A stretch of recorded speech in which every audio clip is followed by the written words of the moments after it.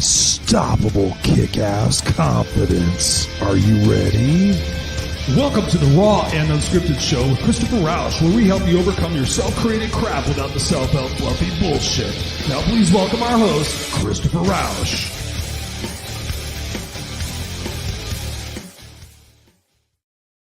What's going on, ladies and gentlemen? Welcome back. It's Tuesday night, 7 p.m. Pacific Standard Time, and you are at your place for the Raw and Unscripted show with Christopher Rausch. I'm your No Excuses coach, and I help you overcome your self-created crap without the self-help fluffy bullshit. And we are here every single Tuesday night, 7 p.m. Pacific Standard Time, bringing you the goods of how you can elevate yourself and your confidence and your overall ability to live a kick-ass, unstoppable life. We're here every single week. And then God's honest truth, tonight we're celebrating our 200th episode. 200 episodes since I started the Raw and Unscripted show back in January of 2019. I'm super excited. So my guest gets to parlay and have fun with me in the celebration. I can't believe it's already been 200 episodes. I remember when I started this show, I had just got done doing a 3-year show. I did a live radio show on Blog Talk Radio called the Kick-Ass Radio Show. And I did that for about 3.5 years. And it was live and everything. And I just really dug it. And people were sitting there saying, oh, you should do a podcast. You should do a podcast. And I was like, I don't know, just like sitting by myself in a room, like talking, and just, I don't know if I could sit there and do that and think about that. But ultimately, I was invited to join a podcast network called the Speaking to the Heart Podcast Network. And the gentleman convinced me to come on there. And he's like, you can do a podcast. You can do whatever you want. You can call it whatever you want. And I gave it a couple of weeks and I started thinking about it. I'm like, I don't want to call it the Kick-Ass Radio Show. I'm like, what do I want to get across to people? What do I want people to experience? And that's how we came up with Raw and Unscripted with Christopher Rausch. So thank you for being here for all these 200 episodes. I know there's a lot of you guys listening and watching who are my ardent followers and fans, which I don't even like saying, but I appreciate you guys for being here. I appreciate you guys sharing out the show as you do every single week. Whether you're live or on the replay, this is a conversation with you. This is not just my guest and myself having an interview kind of thing. This is a conversation where you get to chime in. So at any point, if you would like to, go ahead and let us know what kind of questions you have. Let us know what kind of comments you have as we're talking and just engage in the conversation with us. That's what you get to do. That's the benefit of watching this on the video cast. If you are, I know a lot of you listen to on the audio podcast, and thank you for doing that. I think we're in about 13 different countries now. And I've made it a personal dedication of mine to extend that reach. God's honest truth, I haven't been worried about numbers or getting more popular or anything like that. But recently, my coach has inspired me to go ahead and continue, trying to elevate this program, along with my other program, the Unfiltered Experience, which I almost actually said that tonight when I was doing the intro. I don't know if you caught that, but I almost said the Unfiltered Experience, which is my Friday night show that I do with Scott Goyette. So thank you guys for being here. And as always, if you have a topic or a guest that you'd like to see here on the show, feel free to message me on social media. I know you guys follow me on social. Let me know, like, hey, I just saw this guy on another show, or I listened to this other person on a podcast, or hey, Chris, I'd love for you to talk about this subject because I'm here doing this with you, and together we can learn and elevate ourselves. I don't claim to sit there and know everything, and I'm a person that likes to be educated as well as you guys. So we're having this happen for us and not to us. So thank you guys. I apologize. Had a little bit of an accident today and kind of bumped my head doing some four-wheeling today. I know I'm not supposed to be doing that with my back and everything, but a little accident happened, but we're all okay, and kind of knocked myself in the head a little bit. So if I start mumbling or talking in circles, you guys know that I'm going to just be totally fine with that. And as always, I just want to give this little shout out. The show is sponsored by the folks at Help Heal Humanity. I'm on the board of directors for helphealhumanity.org. Go check it out. The reason why I'm involved with this organization is because the CEO and the founder, Serena Buffalino, is just a phenomenal human being. She has dedicated her life to actually help heal humanity. And she has gone to the country of Haiti, and we built a school there for the hardest hit people, the hardest hit kids. So we actually send kids to school. And not only do we send them to school, we actually feed them 3 times a week, which if you've seen on the news recently, Haiti has gone through so much stuff with the earthquakes and everything else, and then the gang violence and everything, but still, as our commitment, we are still sending these kids to school and giving them an education and giving them opportunity to rise above in life and not have to repeat a lot of the generational stuff that their parents have had to go through. We want them to have a chance to have a brighter and better future. And we can do that with your help. Whether you want to sponsor a kid, whether you want to donate, my request of you, since we don't do any commercials, we don't do any ads in here, I don't even advertise anything of mine because I just want to give you guys the straight content. When you get value out of this, please do what you can. Go there and donate $10, $20, $200, whatever it might be. Sponsor a child. Help us help heal humanity as the value you get out of the show every single week. 200 episodes. When you think about it, if you've been watching this and if you've been applying at least one tip, and there's always lots of tips, when you're applying just one tip out of 200 episodes, that's 200 tips. Can you imagine how different your life would be? And that was free of charge. So what I ask for you guys, and you guys do this, you send me the screenshot on your phone saying, hey, Chris, I did what I could. I sent $25 to the organization. Thank you for doing that. And here's a little added bonus that I'm doing recently. When anybody donates $200 or more, they get an hour of my coaching time as on top of that. So not only do you get to help heal humanity, you get a tax deductible donation. You're helping an amazing organization. Plus, when $200 is donated or more, you get an hour of my time. And no better way of doing that here in the beginning of the year to make sure that you have a kick-ass, unstoppable year. It's my gift back to you. So feel free just to go ahead and send me a screenshot of that. We'll schedule the time and we'll make it happen. We'll take one specific problem or issue or area of concern that you have going on, and we'll dive deep on that. We'll get to the root of what's causing the upset or the disconnect, and we'll get you on a path to really being successful in everything that you're going for. So thank you guys for allowing me to share that with you, because it's something that's important and near and dear to my heart. So again, for you guys listening on the podcast, www.helphealhumanity.org. And a few of you have been asking recently, is there any opportunity for me to get involved with the organization, which I think is beautiful. Thank you very much. There is. So if you go to that website and you go to the volunteer tab, if you have a desire to even be on the board of directors, we're expanding right now. We've just hired on 2 brand new presidents, both here in the USA and Canada. So we are super excited about being able to bring some new programs both to the States and to Canada and also Haiti. We've been in Cambodia, and we've also been in Spain. So we can do that with your help. So thank you guys for allowing me to share that with you. And we got Jacqueline Rose in the house. What's up, Jacqueline? She says, hey, Christopher, have a good show and a good night. Well, it's not the ending. It's just the beginning, Jacqueline Rose. So thank you for being here and supporting us. And I'm excited for the conversation we're going to be having tonight, because if you saw the show title, imposter syndrome, like when you think about that, I know personally I've had challenges with that early on in my coaching career, my speaking career, and even in my corporate career of being concerned about how I was showing up and was I worthy to be of having those titles and those responsibilities and those budgetary responsibilities as well. And sometimes you just don't feel like you fit in, you don't feel like you belong. And that's what we're going to be talking about tonight. So be sure to take notes. And always, like I said before, ask us questions, because this is an opportunity for you to walk away with some tangible tasks and strategies. You write them down and then you go apply them. And then you come back and tell me what was the success or what was the outcome of that particular opportunity for you. And that way we can actually grow and learn together, and I can help support you with that. So thank you for allowing me to do that. And the person I've got on the show tonight, she's a fellow executive mindset coach, and we're going to be diving deep into the imposter syndrome. So please welcome to the show, Miss Karen Gray, or Coach Karen Gray. What's going on, Coach Karen Gray? How are you? Oh, hey, Chris. So I am doing awesome. I am so excited to be on podcast number 200. Like, congratulations. That's huge. Thank you. A lot of podcasts don't get past 10. Yeah. So 200's a huge feat if anybody is in the podcast world. I'm just so impressed with everything, with what you're doing with Heal Humanity. I mean, just like, oh my gosh, all of this. It's so good. So thank you for allowing me to be a part of this. I'm excited for this. And this is a beautiful conversation. You and I were talking backstage just before we got started on this, and the ability to impact so many people that want to go out there and do something, but they're so scared of what people are going to perceive them to be. They have that inner insecurity, like, okay, how am I going to show up, and do I deserve to be here, and stuff like that. What inspires you the most about talking about imposter syndrome? Was it something that you struggled with early on in your life? Let's kind of dig into that. Yeah. I think for most coaches, we end up teaching around the things that have been our journey and that we've learned. And that's definitely my case, my situation. I was adopted when I was born. Well, no, I was a month old, but my adoption journey really set me on a path when I realized that was the case, that I was adopted, set me on a path of feeling like I had to be good enough so that I didn't get rejected again. And that, if anyone has an adoption or those rejection, you don't have to be adopted to feel rejected, but that was my journey. It really created a lot of bad habits where I just bent over backwards to try to please. I always felt like I had to be overachieving. So I was super high achieving, really that almost OCD, trying to be perfect. Oh, yeah. And I mean, we all know that's impossible to achieve, but yeah, it just set me out on this journey of wanting to be good enough that whatever I was never felt like it was enough. And so step into any room, and I always felt like people were judging me because I was judging myself, right? That's kind of where it starts.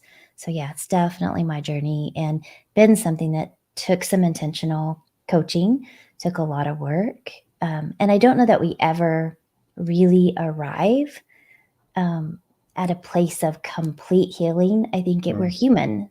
So there are things that can trigger that. And as we were talking offline, I was at an event this weekend, I feel like it's Monday, but today's Tuesday. So the last 2 days, I've been at an amazing mastermind, and it popped up again because I was in a room. When you're striving and achieving to be better, you don't want to be the smartest person in the room. You want to be in a room that challenges you and motivates you to achieve more. And man, I was surrounded by some amazing people sitting across the table, having that conversation with people that were just doing things blew my mind, working with the Vatican, working with United Nations, just amazing things. And so, of course, the imposter gremlin raises his ugly head, and we can talk, tonight about kind of my evolution through those thoughts and how did I work through those, if you'd like. But yeah, it's a absolute journey, just like all of life. Oh, 100%, 100%. And there's so many different places to dovetail. That was one of the things I was alluding to backstage, was when you said, that you were adopted. My son, I don't know if you know this, Yeah, we're getting to know each other. My son, we adopted him from birth.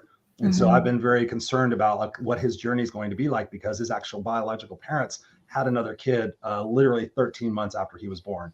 And unfortunately, the other kid, same parents and everything, the other kid has lots of medical issues. So it's really kind of sad to think that Jackson is so not perfect, but is such perfect compared to that. And to think about what that journey is going to be like for him as he discovers, he knows he's adopted. We've already told him that. We have not told him that he has a brother yet. He's 6 years old, and we're starting to talk about having that conversation with him. But when was it that you found out that you were adopted, and what made you feel like you weren't good enough in that particular situation? Were your adopted parents not so great, or what caused you to have the distinction to say that I need to be perfect for everybody else, and not really regard where I'm at and who I am in this place in this world? Yeah. I was 6, which is just so ironic. I was 6 when I found out. And they were great parents. I had a fantastic family, adopted family. I was the youngest of 3. I had 2 older brothers. So I was pretty spoiled, to be honest. Like I almost had 3 dads that just really doted on me and spoiled me and kept me out of trouble. Were they adopted as well? No, they were biological, but my mom had a lot of health issues. My adopted mom had a lot of health issues with the second pregnancy and couldn't have any more. And so they were 13 and 15 years older than me. So they waited quite a while, about 10 years to adopt. They went through the process and then finally got me. I was a month old when they got me. And I was just, I was very blessed in that regard. But there was something once I knew, because, as kids do, they ask the questions, about, I had an aunt that was having a baby. So I started asking about me. Was I in your tummy? And that's how the conversation came about. And she was very loving that I wasn't born in her tummy. I came from her heart, and that another mommy had me, and, all of those things, trying to help a 6-year-old understand a very complicated situation. But somehow in my brain, I felt like, because they said, we chose you, which is meant in such a loving way, but somehow my little brain associated, if you chose me, that means someone else didn't. Oh, and snap. I did not think about that. That is something that for so many adoptees that I've talked to, we associate the fact that we were up to be chosen with the fact that the person who should have chosen us did not. So what was wrong with me? That they did not want me. As a child, or it doesn't matter how old you are, you really, that connection with the birth mother during, in vitro is so irreplaceable. Right. It truly is. It's a primal relationship that no matter how amazing the other parents are, there's still that connection somehow, some way. Now, each person is individual and unique. We all process it differently. But for the majority of adopted people, there is a question mark somehow, some way in our psyche. What did I do wrong? So And what advice would you have for somebody like myself being a parent in navigating that so it's not as much of a challenge for my son, if you don't mind me asking that?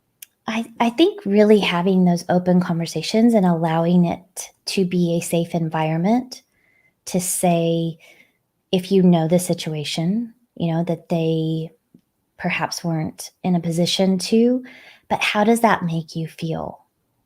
Hearing that, how do you feel about that? Right. As they're able to articulate it and letting kids know that there was nothing you did wrong. The thing that has helped me heal the most was to feel that that was a choice of love and an act of love for me. Yeah.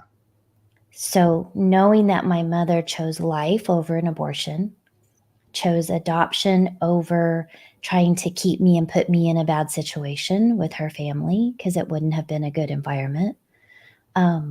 Hearing those things, that she made a good choice for me, was probably the most beneficial.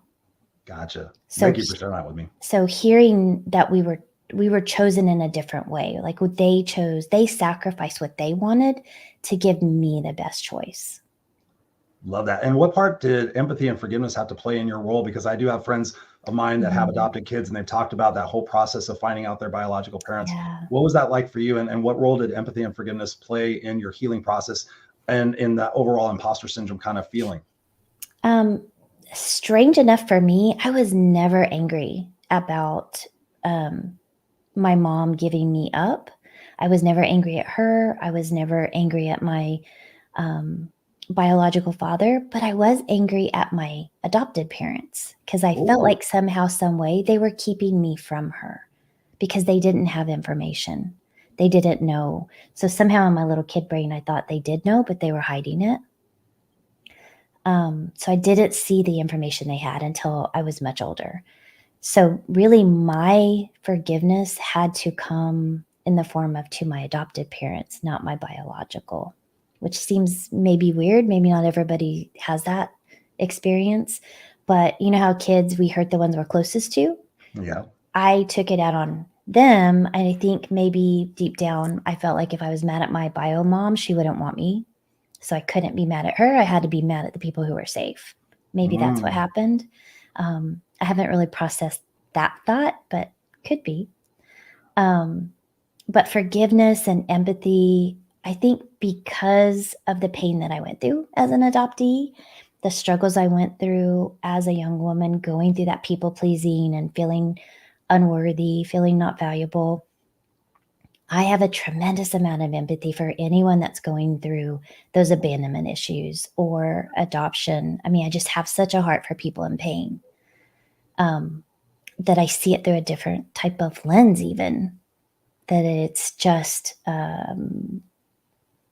almost like an outside experience, right? I can see it from a 360 view because of being a coach on this end and then being in the shoes and then also having in reunion with my birth mom, I found my birth family, hearing it from her perspective, I can see all sides of that. Right. And that's beautiful. And thank you again for sharing that with me. I really appreciate it. Just from my own selfish standpoint of being a host and dealing with my son. We've told him it's open. We actually have a picture of his bio parents in his room. And one time he said, who are those people? And we kind of explained it to him and talked about, tummy mommy and all the different things. And so far he seems to understand it and grasp it. And we don't want to keep any secrets. And we actually send pictures to the original parents, birth family. Sorry, I did get bumped on the head today. That's okay. Literally. And so thank you for sharing that. But when you think about that process of trying to be the people pleaser, what was the significant situation in your mind where you kind of realized the fact that you weren't honoring your true self and you were trying to go out there and please for all the people for all the wrong reasons? I think it was an evolution because my journey was so painful, I focused on trying to fix other people. Yeah. And so I chose very poor relationships for men in my life. So husbands that were not healthy relationships, they were very broken. And I was trying to fix them rather than working on my own pain. Mhm. So I went about it the wrong way. But fast forward to a healthier version of me once I hit my late 30s and really began to see the self-sabotage that it really was, because that's the truth. I was choosing things that were very damaged to keep myself from potentially being broken. I could walk away from that and not feel bad. Lots of backstory there that we won't go into now, but really in the essence of time, sorry, I got like emotionally in that and totally forgot my train of thought because it's really deep. Oh yeah. So today, looking back, I see that I wanted to be approved to avoid rejection, right? The Mhm. whole thing was about avoiding being rejected again, because that was my greatest fear. And where our fear lies, that's where we put our guard up. Yes. And that's where, the walls come up, the armor coat goes on, and we begin to make choices that aren't really in alignment with who we were created to be. And when I saw how unhealthy that was and who it was keeping out and how I was missing out on so much, including stepping into opportunities that I really wanted to pursue because I was scared, right? I Yeah. didn't want to fail. I didn't want to feel rejected. And so I didn't pursue a college degree because I didn't feel like I was worthy of having one. Mhm. I wanted to be a nurse so bad. And I found every excuse to not be one, including getting pregnant really young. Oh So wow. almost like duplicating my mom's cycle. Like it just perpetuated in my life. I really fulfilled the prophecy that she had started. So it goes really deep. And that's just my journey. Everybody has a different one.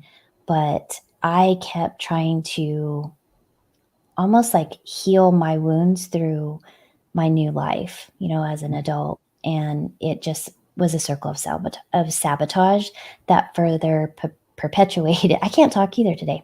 That further perpetuated my feelings of being invaluable, unworthy. And in so many moments, I saw that I'm called to do different. I'm called to be more than what I'm really stepping into. And there was like this veil of everything I wanted was on the other side, like a wall Right. almost. Here I am living in this fear.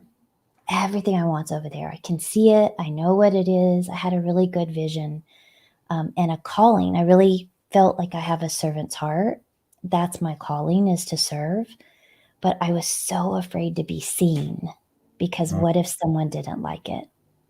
Oh, you and I are so the same. What you're saying here is totally resonating with my heart and soul. Mhm. I had a lot of those situations. I wasn't personally adopted out, but my mom said she was going to place me for adoption when I was born. She said, she told me Wow. early on in my life, she says, I really shouldn't have ever been a mother. And I was like, well, how come you have my sister? You have my sister who is 9 years older than me. And she Mm. goes, I was going to place you for adoption. And she says, and I said, why didn't you? And she says, well, when you were born, the nurse, said, do you want to see him? And she goes, I thought about it for a second and I didn't think I would, but I said, sure, why not? And I figured I was just going to see you, and then that was going to be it. And I was going to place you for adoption. At that time, she was on welfare and food stamps, and she was living in a cockroach infested Wow. house in South Los Angeles. I mean, just all the negative things. And she, at the time when I was born, she was only 26 years old. And up Mm. until that point, she had such a horrific life, pretty much, that she looked at me and she goes, hey, you know what? It's just you and me, kid, and decided to keep me. And the God's honest truth, which is kind of funny when you think about meaning and purpose in life. The title of my book that's coming out later this year is It's Just You and Me, Kid.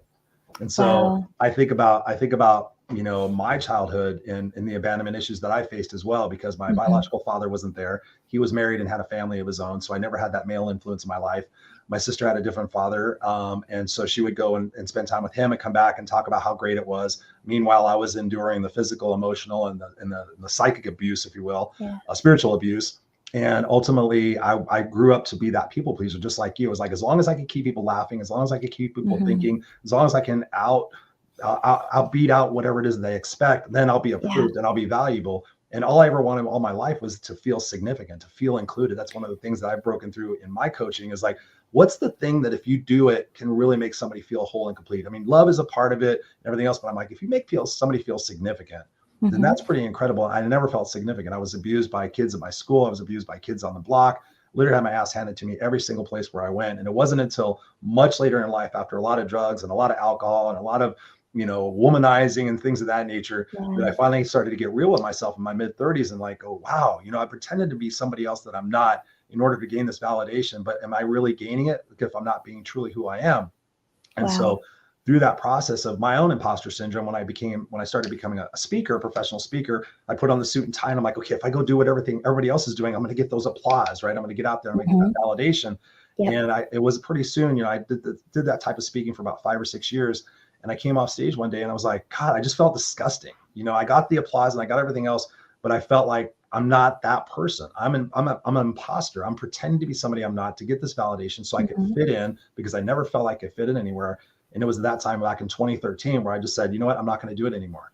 I'm going to go, and I joined a mastermind. Funny you're mentioning mastermind. I joined a mastermind. I got around people who were brighter and smarter than me, because up until that point, as long as I was the brightest and smartest person in the room, everybody needed to come and everybody needed Chris. And what's your advice, Chris? And I felt, ho, ho, ho. And then I read Stephen Covey's book, 7 Habits of Highly Effective People. It was like, okay, you're like the sum of the 5 people you're around. I'm like, I'm not hanging around anybody who's challenging me and making me grow and causing me to question some of these things in my life. So I joined this mastermind. I said, I'm a rocker, I'm a biker. I want to go out there and be this no excuse coach. And I finally got around people who said, yes, do that. Because until you walk in that space of really owning who you truly are, you're going to be comfortably miserable for the rest of your life. And that was like the transition point for me. So talk about the transition point for you, where you like really just became aware, like, I can't do this anymore. You've hit rock bottom of people pleasing and everything else. What was that experience like for you in that epiphany process? So the reality, I joke and say I've been married like 18 times, because that you get a laugh, right? That's not true, but it sounds so ridiculous that it's way better than the truth. So I had been married 3 times and was facing a divorce. I was in the middle of a divorce. And I got married at 16, and then at 20, 16, 20, and then, oh my gosh, I don't even know how old I was, like 12 years later. And I was at the end of a very, very painful divorce that had been just riddled with a lot of legalism with religion. Oh, wow. And so I was facing a point where I felt like God didn't even love me, because I wasn't, being a dutiful wife. And I was at a very, very low point, and had a 6-month-old baby and a 2.5-year-old special needs baby, and a teenage daughter, and an older son that was in the middle of drugs and jail and a lot of issues. It was a very hard, dark time. Wow. I would imagine so. And I was a financial advisor. The company I had worked for closed the credit union I'd worked for had closed their branch. So I was an independent financial advisor working on commission with this story. And my ex-husband, soon to be ex-husband, in the middle of all that, was on the road and in a different life. And so it was just me and the kids. And I was ready to check out. I just didn't want to be here. And had it not been for my children, maybe I would have, I don't know. But I reached a point where, in a conversation with me and God, I said, I can't do this. And I heard, you're not meant to. Ooh, I am. You listen to the whisper. And in that moment of just sheer desperation, I knew that I was trying to hold on so tight that I was not even listening. I wasn't following my purpose. I wasn't walking in the path that I should. I was doing everything I could to try to control the armor. Yeah. And so I just feel like I just let go. And it was just like, okay, I can't fight this anymore. I can't be this anymore. I can't be this dutiful, whatever it is that I'm supposed to do, I just have to be me. I'm someone that loves people. I'm someone that I love God. I'm just this person who is just filled with love. And at that point in my life, I was filled with so much anger and rage. And I was just so unhappy. And when in that moment, when I let that go, it was like every Fort Knox wall I had around me began to just disappear. And people, my husband now, began to come into my life in ways that I didn't expect. Friends began to surround me. And it was like I had literally been keeping everybody out that God was trying to bring to me. And when that happened, it was like, okay, I know that I'm here for more. What is that? And I just began seeking that. And as a financial advisor, the part about my job that I loved was working with the women and counseling them and helping them and walking them through things. That was my journey. And I began to see those conversations were my favorite part of the job. So I just began to do more of that. And then I was coaching pageant girls. My daughter was in pageants, was getting into that. And I started coaching pageant girls. And everything began leading me down, like coaching and my passion found me when I just quit fighting and trying to fight the current. I was trying to swim uphill, or as Abraham Hicks says, I was trying to paddle my boat up the river instead of just going with the flow. Right. And so I just let go and went with the flow, and it brought me to my destiny. I truly believe that it did, that God just showed up and held me in his arms and carried me down this path. And when I did that, everything began, like the layers that I had on this really tight onion began to just slowly peel back. And in each step, there was some pain, there was some processing, but it has been a 12-year evolution to me. Well, I'm so glad that you went through that process. And I have a couple questions that are popping into my brain right now. Yeah. But one of the things that I love telling people and telling my coaching clients is, so many times we go through these adversarial situations. I mean, I was homeless at the age of 13 years old, dropped out of the 7th grade, lived in the backseat of a station wagon with 18 cats and 2 dogs, and my mother with very psychological disorders. And, there was so much pain and anguish and abandonment and all that other stuff that happened in my life, that ultimately, I felt like life was happening to me. Like, why does this keep happening to me? Why does this keep happening to me? What did I do? Who have I pissed off?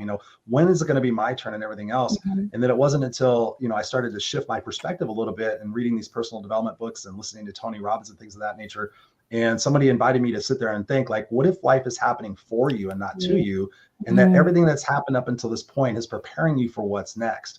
That statement and how I've impacted people with just that little bit has been miraculous. Talk to me about what your thoughts are on that, and how we can help people heal in their own particular journey, because so many times that we don't feel like we deserve it, or we have to earn our worthiness and everything else. But right now, wherever we're at in our journey, we do deserve love, and we will find love as long as we start to surrender some of that stuff. So talk about how we can shift our perspectives a little bit and kind of get in that better lane of life. Yeah. So I love that you said that, because that is exactly, it was the foundation of a speech I did. And then that speech turned into a podcast. Nice. And so my podcast is called Rock Movers. And it's literally about, in life, we carry these heavy bags and we collect rocks along the way, right? Those heavy things that someone else has put upon us. Life was happening to me. So here's this anger. I'm angry because I was abused. I'm angry because I was adopted. All of these things happened to me, and I carry that around. But what if I get to say, no, this happened for me, and this rock that I'm saying is anger? What if this is really a lesson for empathy? Okay, I'm going to carry empathy in my rock, and I'm going to lay down the anger. And you get to do that with every single thing that you're carrying that you felt was thrust upon you. And now what you are carrying is now this beautiful path that you've paved for the future that you want, and the people coming behind you that you're going to help. Yes. And so we're moving those rocks. And I feel like that's what I got to do. And now I can see how my adoption made me an empathetic coach. My journey gave me 2 families, and how the love that I have in my heart for both families and how both of them have made me who I am today. And in that moment in the mastermind that I mentioned, sitting there feeling like I have nothing to offer this table of brilliant minds, I knew that no one at this table could be Karen Gray and serve the people that Karen Gray was born to serve, to fulfill the mission that I was born to fulfill, whatever that is. I just have to walk in trust and faith and obedience that I'm here for a purpose. And I know that we all are, not just me, but you and everyone on the earth is here for a purpose and a plan. Your biological existence may not have been planned by the people that should have planned it in our earthly minds. Right. But that just means that God had a bigger, this is what somebody told me, God had a bigger purpose, that he put two people together who didn't intend to have a baby, created you so that you could bust through every door to be here. That's how bad your soul wanted to be here on this earth. Mic drop right there. There's the mic. Boom, mic drop. That is worth all the value and the time in this particular conversation. Karen, I'm so glad that you mentioned that, because that's so massively important. That's the way I look at things. It's like, what had to conspire to bring us to this particular moment, right? And I talk to people like they're at their wits' end. I'm like, what if everything was preparing you for what's next? You know, what to hang on to. And when we're talking about imposter syndrome, one of the things that I thought about in my life was, fake it till you make it. We've heard that term, fake it till you make it. I transitioned that because I don't like faking things. And it worked for me for a certain amount of time. It's like, okay, if I want to act like this person, I'm gonna do it. Now I switched it to act as if. Like, if I want to be a leader in my organization, act as if though I'm a leader, start studying leadership. What was a leader person wake up in the morning and do? And that really helped me transition out of that imposter syndrome type of thing. What advice do you have for people in their pursuit? They want to attain a particular position or career or entrepreneurial situation or whatever it might be. What advice do you have for somebody to go into something that they feel completely insecure about, but in order they want to attain it and be as successful as possible? What are some steps that you guide your clients through in those particular situations? I think that our brains are so amazing. They do not know, our subconscious does not know the difference between what we tell it and reality. Amen. So what if I said, what would she feel like if she, this person that I want to be, was me, and she had already achieved those things? So in this moment, what would it feel like to be that $1 million person on the other side of the table that I was admiring, right? Or I want to have this multi-billion-dollar coaching industry business. How would that feel? What if I began to show up as her and just make decisions in her mind that this is already done? Because if that's on my heart to do, what if that's my destiny? What if that was my calling? How would that feel? And so just to begin to step into those possibilities and use our visioning skills and our beautiful reticular activating system to control all of that. We have all the pieces that we need. And what if the possibilities that are on your mind and in your heart are possible? I love that. I Just tell people the about what the power of perhaps. Perhaps, is perhaps a possibility, like, oh, I suck at this. And I advise my clients, and I advise people overall, like, 2 words to eliminate from your vocabulary are always and never. Like, I always screw it up, or I never do things right, and we take away some of those self-defeating conversations that we have within inside our own brains. And we think about, how would I advise people? I invite them to think, like, how would you speak to the person that you love the most? What would you say to support them and nurture them? So oftentimes we're so hard on ourselves, and we hold ourselves accountable and for things that we didn't even know any better about. When you think about the conditioning process that happens in our life, and I love this, I studied this for a while. Most of what makes us who we are happens between that period of 0 and 5, right? And I love that you talked about the RAS system. I advise that as well. But thinking about that 0 to 5 stage, and then that's who we become, and then we go throughout our entire life finding that validation, because that's where our activation system is looking like, oh, I'm a piece of shit. Okay, I'm going to be a piece of, oh, I always suck at relationships. I guess I'm always going to suck at relationships. And we got to snap that and change our perspective and slowly start to wind out of that. Talk to us about the importance of who it is that we're hanging around. So oftentimes we're hanging around the people it's comfortable and it's safe and everything. But what are your steps and your strategies for when you're working with clients to really consider who they're hanging around with, and to shift that dynamic so that they're hanging around people who are brighter and smarter than they are? I think it's absolutely critical. I believe that 100%, to be super careful with the people who you put in your front row. So imagine this is your play, and the people in your front row are your biggest supporters, your biggest influencers, those 5 people, as they say. What is it about their life that impacts yours in a positive way? What is it about their life that brings joy, that feeds your energy, that makes you a better human, that challenges you to fulfill the things that are on your heart? And if you can't answer that in a way that you desire, if they're draining your energy, they're a vampire energy, or a energy vampire, you can love them and release them from that front row, right? So if they're family and they need to stay involved, great. We control how much we see them. Yes. Because you get one life. You get one shot at this. You live every day, but that life is not guaranteed. And so how do you want to show up? Where do you want to show up? And who's supporting you to do that? You get to be very intentional with love to say, these are the people I choose to be around. Yes.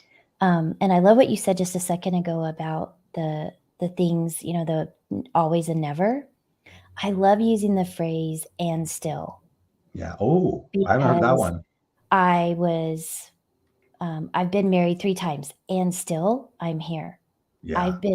I failed 5 times, and still I persist. I did all of that, and still I'm freaking here and killing it. Yeah. I love that. I did all of that, and I'm still doing this. And so that all, because my coach often says, don't go there, right? Don't allow that, change your language. What we say is so important, so critically important. And I think we work with the same person. And so she's kicking our butts in so many different ways about just being our own best cheerleader, right? I call that a champion. Who are you championing? And if you're not championing yourself first, you're missing a big opportunity. But I can do all of that, sit with all of that, and recognize that doesn't serve me. So that's how I used to be, right? I used to think those things, and still I got here. So if I didn't have all of that, or I don't have all of that in my future, what the heck can I accomplish? Not carrying all those rocks. So I got here, and still I got here carrying all those rocks. So what can I accomplish when I'm carrying the lessons and thinking this way and being my own champion and surrounding myself with people who challenge me and push me to be my best self, not be someone else, not be them, be my best version of myself? Because again, there's only one me. Yes. I'm the only one that can fulfill this destiny, this life, this calling. Who do I need to be that? Yeah, and you're also robbing people of that experience to have the true Karen or the true Christopher. When I was sitting there pretending to be somebody I wasn't, I was miserable, and I was robbing people of that experience to see who Chris really is, and the no excuses coach, and the zaniness and the rocker and everything else, and just like bringing my unique freak flag to the show. I was robbing people of that experience. I was robbing myself of that experience. Yeah, and I think about the fact, like we're talking about phrases here. Another one that I love is "up until now." So when you sit there and say, I was doing that up until now, like here's the definitive breakoff point. I'm no longer going to tolerate that. And I love that you brought that up, because I actually have line in the sand. Yeah, I have people in my who work with me as coaching clients. I have them just a very simple version. I said, write down the 5 people you're around the most, write down their names, and then right next to them, constructive or destructive. Are they constructive? They're asking, are they suggesting you go quit your job and start your entrepreneurial business? Are they suggesting you go do, what's crazy and not safe and certain and everything else? And then by doing that, they find out there's 2 or 3 people that are kind of destructive in their life, and they start replacing those. They can still love them from a distance, like you said, but they replace those people. And it's amazing what can happen when they're advocating for you to go take those chances and take those risks. Sally has always recommended one of the videos that has pound for pound, dollar for dollar impacted my life. I don't know if she's had you watch this, was Jump by Steve Harvey. And the fact that, that minute and 30-second video talks about, we always want to see what everybody else is doing. Those people are doing this. Those people are doing this. They jumped and their parachute opened.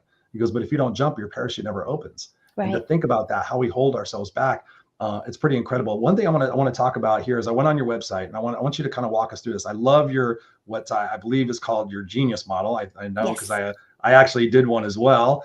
So I Yeah. was kind of excited to see this. So I want to bring this up on the screen here for a second.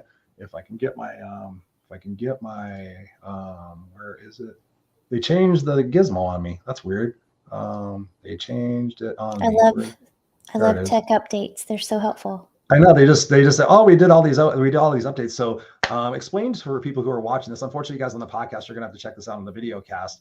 The link to the video cast is in the show notes on the podcast. But talk to us about what this means and how you walk your clients through your success strategy as a mindset coach. Yeah, so we know that everything in our life is so intricately entwined. How we do anything is how we do everything, and that's how we show up. So when I take on a client or when walking through it, the ultimate goal is we want to transcend. But the 3 pillars, if you take an opportunity to rediscover what you're truly here to do and you align that with your purpose, then that's going to impact your legacy, faith, and your relationships. Yes. And when you're aligned and you connect that to your passion, that's going to have an impact. You're going to make an impact in the world.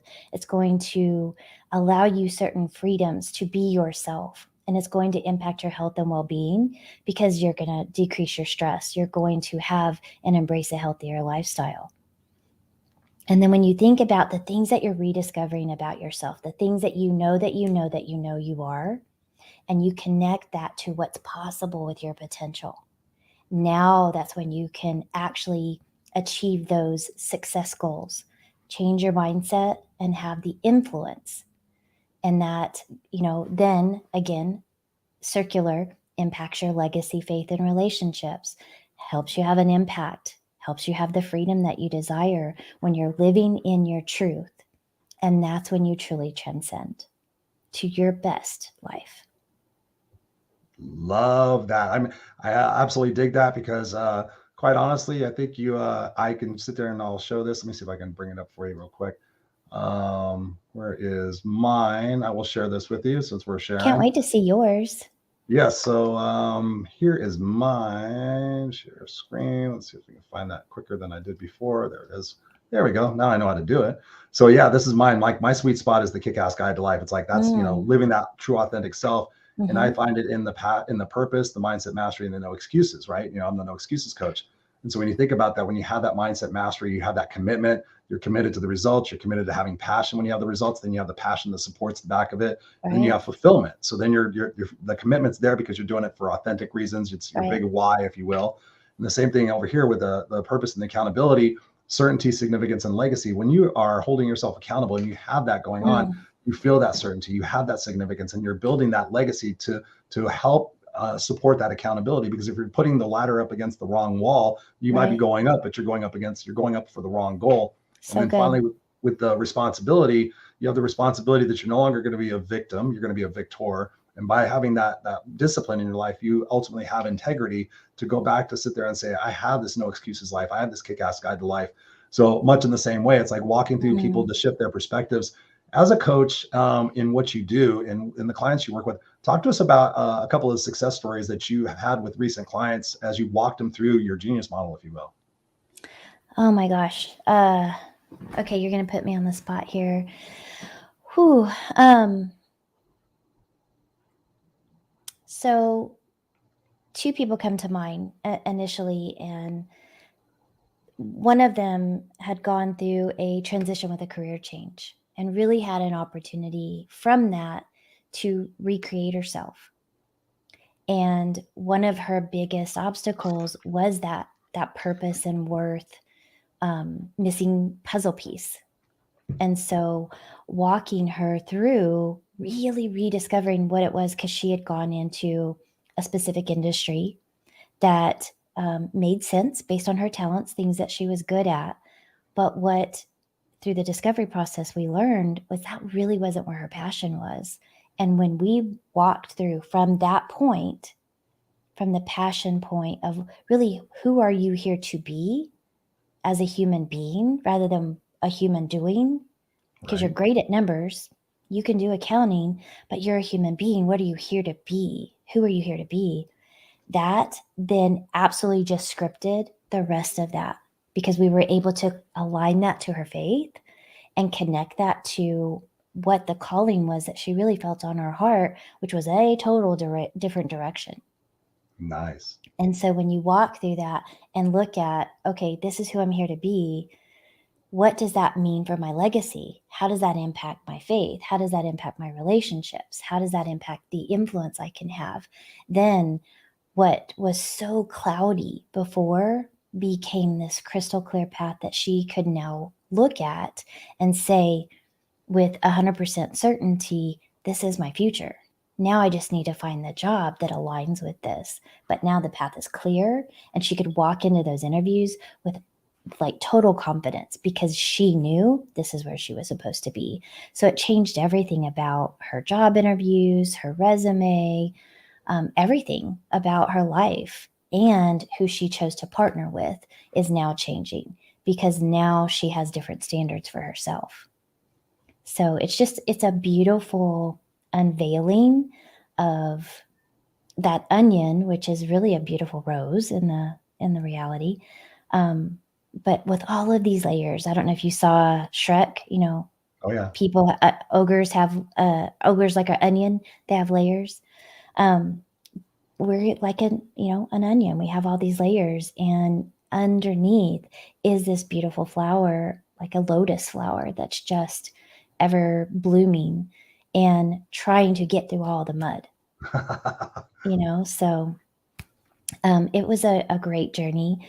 We're still in the evolution of it because we're still working together, but to see that crystal clear purpose come to life and the passion, and now she's able to walk and transcend into that with clarity, with peace, with an effervescence of a calling. That's so beautiful, and that makes me feel like, as a coach, that's where I just feel in such alignment that I'm here doing what I'm supposed to do. Ooh, I love that. I love that. I love that. I appreciate you saying that. One of the last questions I want to ask you, because we've already been nearly talking for an hour. I told you this is going to go by pretty fast. It went super fast. Super fast. Okay, so I'm the no excuses coach, and I was thinking about, okay, normally I ask my guests, like, what's your biggest excuse and how do you overcome it? But I'm keen to ask you this question since you're a fellow coach. When somebody comes to you and says, Karen, I'm doing the best I can, what's your response with that? Because I've been fascinated, for me personally, probably about 5 or 6 years ago, I came home from work. I had my successful corporate career, and I came home and I was working on some really big projects, and I was putting my keys and my stuff up on my dresser. And I actually said out loud, because I talked to myself out loud, not crazy stuff, but I talk to myself out loud because I feel like when I talk out loud, there's some sort of like God's source, universe kind of thing that's answering me back in a way. I don't know what it is, but when I say it out loud, and I said out loud, I did the best I could today. And for the first time in my life, in my 40s, I said, wait, Chris, was that really your best? As a coach and thinking about it, it just struck me. I heard this little whisper. It's like, was really at your best? And I started digging into that. I'm like, no, that was not my best by any stretch or means. And I started thinking, okay, what would my best look like? What could I have done differently with my best? So when your clients are coming to you going, Karen, I'm doing the best I can, what's your response to get them to realize that there's way more in the tank than they actually can really see from that particular viewpoint in their life? Yeah. I'm not a scripted coach at all. So I don't have like a one answer for all things. Good. So depending on the relationship and the client, my initial thought is, are you? Yeah. To just put it back on them. So if they're a client that I can do hardball, really push back on, I would ask them, are you? And just wait, because then they get to sit with that. And then I have a couple clients that come to mind that they're not at that place yet. So I would offer back, is this truly enough for the results you want to get? And that's a yes or no answer, right? That's closed-ended. But they have to be honest with themselves and say, yes, okay, so these are the results you want. Yes. Then tell me why you're not happy with it in this moment. Ooh. And then that uncovers another layer. And so there's really, all of these questions are so powerful, but open-ended questions are the most. And really, when someone comes back with any kind of resistance, or they're trying to explain, why do you feel like you have to justify this? Is it truly the answer you wanted to give me? And so is this the answer you wanted to hear from yourself? Right? Yes, no answers, but these are really hard yes, no answers. And then you go back with that open-ended question that really digs into, what else could you have done? Right. What got in the way of you doing that? Mm-hmm. How would it feel if you had done that? What would you be feeling in this moment? What will you do different next time? Love that. And so just that whole process of walking them down, and then also saying, there are some days that this feels like all I could do, but sometimes it's just I'm choosing to protect my energy in this moment. So this is what I needed to do to feel safe, to feel secure, Right. and to be able to process where I'm at right now. And that truly is enough. And if that's the answer, that's a great answer, because there's so much importance around protecting our energy. But if I really want to achieve more and I'm just playing safe, playing small, cutting myself short, and not fulfilling my calling, that's a totally different conversation. Karen Gray, ladies and gentlemen, I love that. I love the fact that you ask those questions, because I mean, there's so much power in questions. You do it with a more loving tone than I do. I tend to go dark on people and really qualify what their best is. I had an example the other day that I was just actually sharing on a podcast earlier.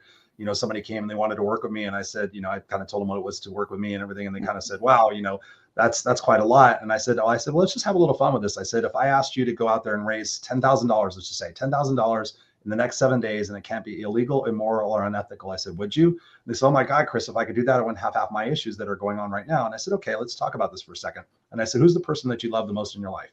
Well, my kids. And I'm like, well, what's one of your kids' names? Nathan. Okay. Talk to me about Nathan. And they explained what Nathan's like and everything. I said, how old is Nathan? They said 9. And I said, okay, so I'm going to go dark here for a second. I said, but bear with me, because I find there's darkness in there. Like we all have experienced in our life. We've hit rock bottom for something. So what my goal is a no excuses coach, and people know this when they work with me, they like, be prepared. I'm considerate what their mental state of mind might be. But for the most part, I go there because I'm just there to shock them and get them to have that experience without actually having to physically have it. And I said, okay, all things being equal, I said, you're going to walk home and you're going to come home tomorrow night and you're going to open the front door, and Nathan's going to be sitting in a chair, but there's going to be a gentleman sitting next to Nathan with a 9mm gun to his head. And he's going to sit there and say, hey, lady, you need to come up with $10,000 in the next 7 days. Can't be illegal, immoral, unethical. Otherwise, I'm going to pull the trigger. What do you do? I said, are you going to let your kid die? Like, no. And I said, okay, what would you do? Well, I would sell this and I would sell this and I would ask this for money. And I said, so what you're saying is you would become resourceful, right? You would find the leverage to become resourceful because all the resources are still there. I just got you to shift in a very dark way how to shift that mindset. But you just told me a second ago you couldn't do it, but now you're telling me you can. I said, so let's find some positive leverage in there to realize what your true best is. And like you said, let's talk to us about, so what are some opportunities now that you just said that you're willing to explore, that you're willing to sacrifice and give up in order for the bigger picture to happen? And, you know, lo and behold, it goes a little bit longer than that, but lo and behold, I've had a pretty high success rate with people sitting there saying, wow, Chris, I never thought of it about that way. And I said, yeah, I apologize. I have to go. I've had some people, you know, take that very seriously, and I've had to be careful, but for the most part, people go, wow, I never thought about that way. I'm like, that's what I'm here for. I'm not going to be Tony Robbins and have you go through 2 years of stuff in order to have a kick-ass life. I could pretty much do it in 6 months to a year. And that's usually when my clients work with me. Sometimes it's 6 months, sometimes it's longer, because they just enjoy the fact that I hold their ass accountable and they have no excuses. Like, they know they have their own excuses. They come to the table with me. And so they enjoy having that personal accountability. But this conversation tonight, Karen, has been absolutely phenomenal. I appreciate you being here with me. Where can people get a hold of you and to continue this conversation and to walk through that coaching practice with you? Yeah. So I love that we have these 2 different personality of coaching styles. Everybody needs, you know, something very specific. So if they wanted to connect, learn more about me, coachkarengray.com. It's on the screen now. On all social media feeds, you can find me at Coach Karen Gray. So Instagram, LinkedIn, Facebook, same. And I'm just really, I'm getting ready to host a new workshop, and all about worth, value, money mindset, because those are all so intricately connected. if that's something that resonates with people, would love to support. I'm just all about helping and being a champion for others. That's truly what my calling is now. That's what I get to do with the rest of my life. And I'm so excited about that. I'm excited for it for you and can't wait to see that success journey for yourself. And it's been such a pleasure for having you on the show and being able to dig into your mind a little bit about both the adoption. Thank you very much for allowing me that selfish little opportunity there to understand that. Thank you for those questions. They were great. And those are conversations that need to be had. Yes, thank you. And I probably hit you up privately about some other ones that I have. But thank you for being here. I'm going to put you backstage. Don't go anywhere because I still want to chit chat with you for a second, but I'm just going to close out the show. Appreciate it. Thanks, guys. You're welcome. So there you have it, ladies and gentlemen, boys and girls. I apologize. I was so involved in the conversation. I didn't bring up all these beautiful comments and questions you have going on. We had Anya in the house. She says, hello, Anya. Thank you for being here. Hope you're having an awesome evening. Robert says here, because my first wife who was told she had been adopted when I was dating her. That did not go well. Yeah, it depends on how everything is approached. I've had success stories. I've had horrible stories. I did a bunch of research before we did the adoption route and learned, the caveats and the things that were happening that could happen. So it was very scary, but it's turned out so beautiful already. Jacqueline Rose says, you just got to show up every day, do the best you can, live with no apologies or regrets, make choices each and every day you can live with. Time waits for no man, 100%. Jacqueline also says down here, she says, people are a product of how they were exposed as a child, 100%. And we got to shift those. We got to flip that script if it is. We got Christopher Kaysen in the house. What's up? He says, oh, hi there. What's up, Chris? It's a pleasure to see you. Chris and I are doing some stuff together in another group. So thank you for being here, Chris. I appreciate you. Robert, I'm always going to get back to your conversations. Sometimes he's a little long-winded in his posts. So thank you, Robert, for being here. And he says, amen. And that's, and I put that up on the screen because it was true, Karen. You were making a huge impact right there. And Robert says here, I am Robert, and I may bring the crazy at times, but I do so making it look great fun. Yes, you do, Robert. And I appreciate you being here and always supporting this show and the Unfiltered experience too. So I appreciate you. Got Ellie Lawton in the house from England. Ellie, go to sleep. It's like 3 o'clock in the morning there. So thank you, Ellie, for tuning in. People tune in from all over the world. So thank you. And see if I missed anything else. Robert says here, thank you both. Appreciate it.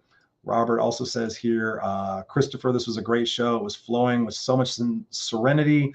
At least this is my take. I appreciate you, brother. And then there's a couple of meows there. I'm not sure what that is about, but is my cat? Oh, my cat is, there's my cat. That's what it is. Yeah. So there's Chloe in the background. She's my associate producer. So ultimately from this conversation, guys, what do you take away from it? You take away from the opportunity is that you are unique. You hear me talk on the show all the time. Fly your freak flag. Be unapologetically who you are. It took me going through a lot of different hardships and heartaches and drugs and alcohol and therapy and medications and everything else to finally get to a point in my life where I was like sick and tired of being sick and tired. And I thought, you know what? If I'm going to do things in my life and if I happen to suck at them, why not do them being me?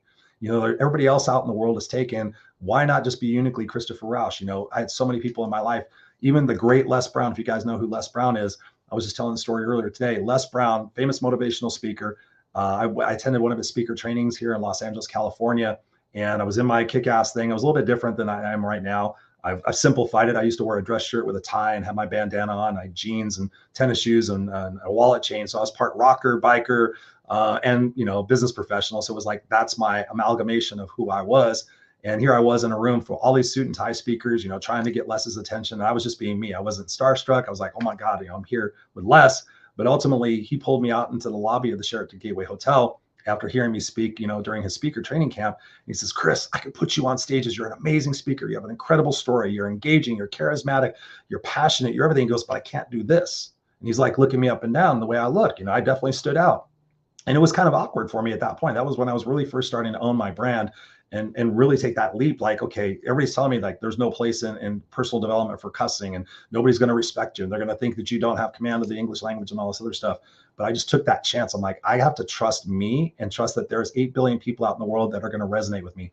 I'm probably not going to be the most popular, but those who get me will get me 100%. And that's who I want to serve. I don't want to serve the people who are trying to be fake like I was. I want to serve the people who are ready to really just jump into their authenticity and do that. And I looked at Les and I said, thank you, brother. I said, you don't have any idea how much I appreciate you saying this, because you and Tony Robbins were the two cassette tapes really that I was listening to a lot in my teenage years. Surprisingly enough, when I found out about personal development when I was homeless, I said, but I got to be me, Les. I have to be me. I said, I can't do that. He's like, well, Chris, I don't wear a suit and tie. He goes, I wear sweatpants. I always wear sweatpants and jogging pants. And he goes, I have to color my hair with mascara, which I'm allowed to say now because he has publicly stated that. But he told me privately, confidentially, Les Brown, the guy that served millions and millions of people all around the world. He's like, I dye my hair with mascara. He goes, my hair is gray. He goes, but I do this because I'm able to impact more people. I just have to suck it up and do that. And I say, Les, I love and appreciate you for that. I said, but I'm not going to suck it up for anybody or anything or anyone, because at the end of the day, when I die, I want my legacy to be known that I was uniquely myself, that I was not hiding or running away from anything. Money and fame and impact are super important, but at the end of the day, I want to do it being me. So when you guys think about your journey and where you're at, if you're unhappy in your life, you got to go look in the accountability mirror and ask yourself, when am I going to be sick and tired of being sick and tired? When am I going to realize that good enough is not what I'm supposed to be here experiencing and living and thriving in this world? So many people are out there, existing in life, and they're playing the someday game. Someday when this happens, and someday when this happens, then I'll go do these things. I can tell you guys, and the God's honest truth, my birthday was on Sunday. I turned 54. 54. When you think about the average life expectancy of people here in the United States, it's about 78 years old, depending on men or women. I usually use 78. So you do the math, and you think about how fast life goes by. When I look back on the last 20 years of my life, I can tell you with clarity all the different things that I've done and experienced and everything else. So that's frightening to think that the next 20 years of my life could potentially go that fast. But here's the deal, guys. I'm going to do it every single day, being authentically who I am, loving on people, whether you're Republican, Democrat, tall, short, fat, white, straight, gay, any fucking label you want to put on there. I'm just going to love you guys because we're all together. Like I said at the very beginning of the show, if you missed it, we're all humanity. We're all humanity. You split us down the middle. I've done this in speaking emporiums or speaking stages. There's thousands of people in the audience. I tell everybody, look around. I said, some of you guys are racist and judgmental. You might say, oh, that person's fat, that person's black, that person's this. I said, but check us out. Check us out. If something happened right now and we needed blood, we needed organs, we needed kidneys and livers and hearts and lungs, guess what? We could all interchange. It happens every single day. So let's start looking at ourselves more as a collective humanity. Let's look at ourselves as our own unique self, and that we bring that peace and that color and that vibrance to the puzzle of what's called life. Don't rob people of the experience of being truly who you are. Go out there and whatever you want to do, go do it. Because at the end of the day, you've heard me talk about it, The 5 Regrets of the Dying, an amazing book, 5 Regrets of the Dying. I have it sitting right behind me. I can show it to you if you want. 5 Regrets of the Dying. The number one regret of the dying is the fact that people lived the life they thought they were supposed to live. They did not live the life that they wanted to live.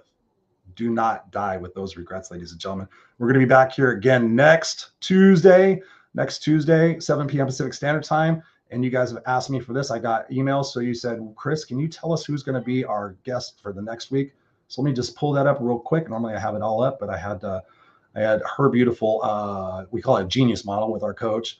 So next week we have on the show Scott. Oh, we have Scott Kundell. Kundell. I'm not sure if it's Kundell or Kundell, but Scott is a phenomenal connector, network marketer, and a fabulous soul. So you're going to want to definitely tune in for this next Tuesday, 7 p.m. Pacific Standard Time. And as always, in the show notes, we have the opportunity to subscribe to the podcast.